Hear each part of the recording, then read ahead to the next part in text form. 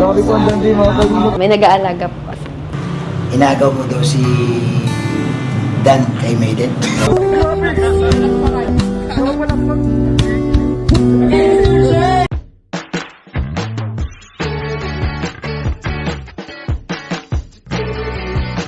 Si Kuya Jens, ano yun, reactor natin yan.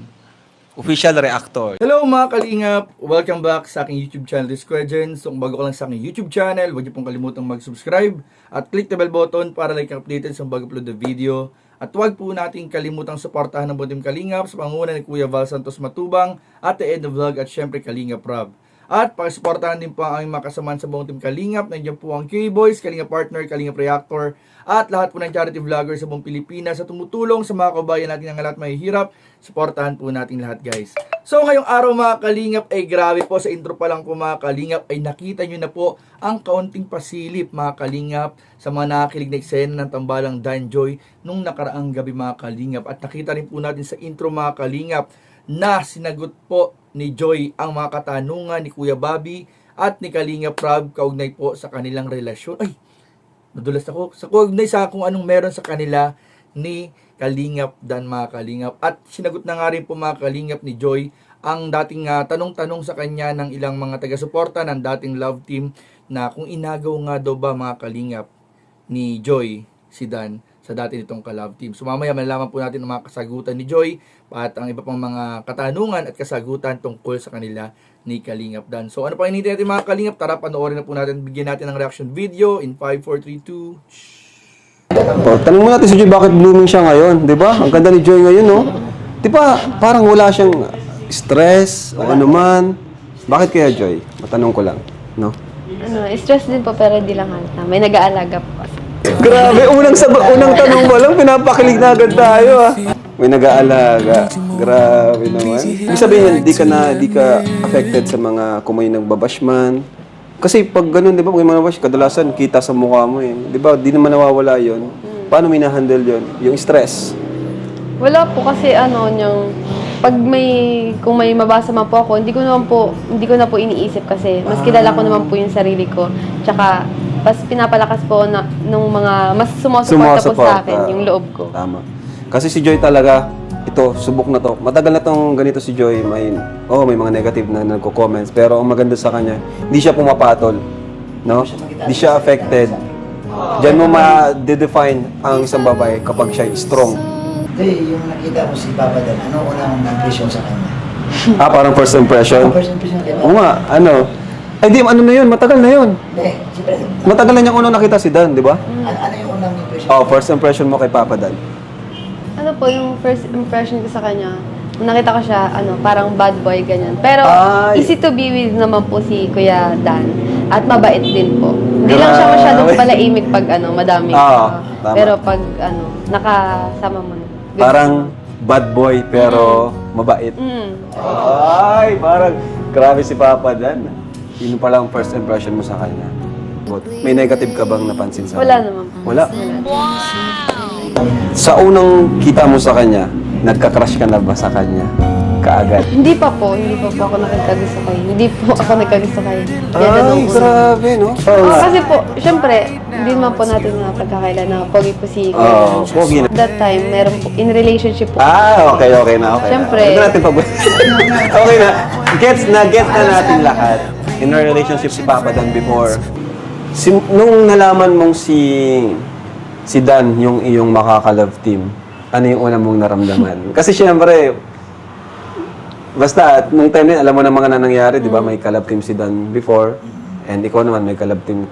Tapos na rin yung love team nyo, medyo din. So, nung nalaman mo na, ayan nga, maraming nagsasuggest din, maraming nagko-comments, kasi grabe daw yung chemistry. Talagang sumabog yung chemistry, bro. Kasi unang vlog ko sa kanila, alam mo kung ilan yung comments? 16,000 comments. Ganun karami yung... Ano yun?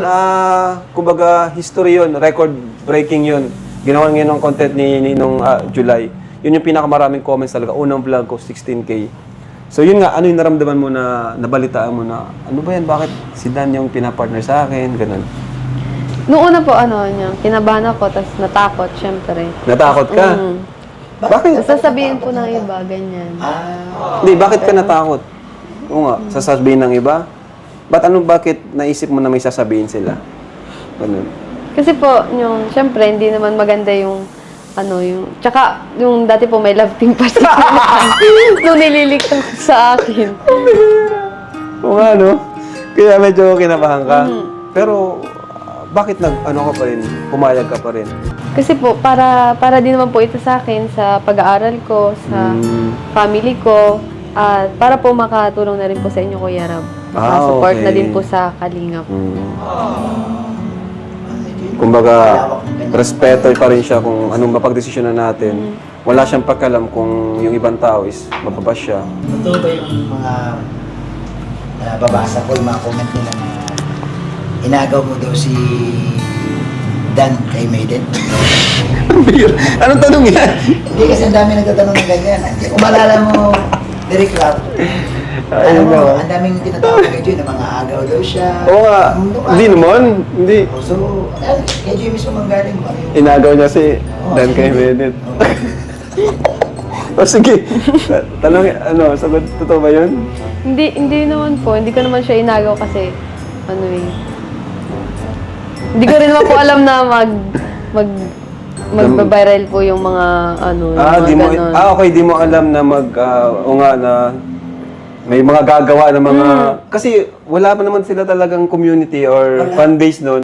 Di niya expect na magkakapartida, wala pa silang vlog, may gumagawa na ng mga supporters, fan base, mga reels. May daw na sa reels na yung picture ni Dan, pinagsasama. So doon sabi nila kay Bobby, may kinang talaga ang Danjoy pag natuloy. So ikaw ba, anong sagot mo doon? Inagaw ba niya si... Ay wala. Babalik ko sa iyo yung tanong. Hindi, wala namang inagaw doon, Boss Rab, kasi hindi naman pag-aari ni Merit si Dan eh. Walang pagmamayari doon. Kumbaga, ang nangyari lang talaga, mukhang nasunod lang talaga yung gusto ng viewers. Yun talaga ang pakay. At ngayon nga, nakakausap ko yung mga viewers. Sabi niyo, Kuya Bobby, ang pakay talaga namin kaya nag-support kami kay Joy, makapag-aaral siya. Yun talaga pag-aaral. Founder mo talaga. Pag-aaral talaga, Joy, sabi nila, mawala man ang habol namin ito.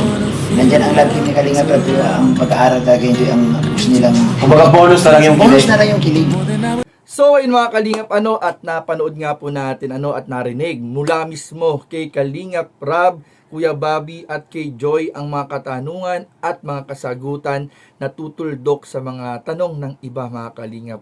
So, nakita naman po natin mga Kalingap, talagang straightforward pong sinagot ni Joy yung mga tanong sa kanya. At narinig po natin mga Kalingap na grabe po talaga mga Kalingap yung pagrespeto po niya sa Team Kalingap, kila Kalingap Rab, kay Kalingap Dan at sa mga dating mga karelasyon o dating ka-love team ni Dan mga Kalingap. Ay talagang nirespeto po ni Joy Diwata at narinig din po natin mga Kalingap na mula mismo kay Kuya Bobby at kay Joy na hindi po inagaw ni Joy si Dan sa dati nitong ka-love team mga Kalingap.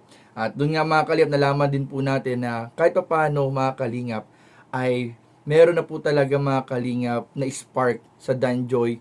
Kahit nung hindi pa sila magka-love team, nakikita pa lang ni Joy si Dan ay meron na talagang mga spark mga Kalingap. Pero syempre dahil nga merong mga kanya-kanya silang ka-love team ay minabuting itago na muna. Pero sa ngayon mga Kalingap ay hindi na po naitatago mga Kalingap kung ano ang meron kay Dan at kay Joy.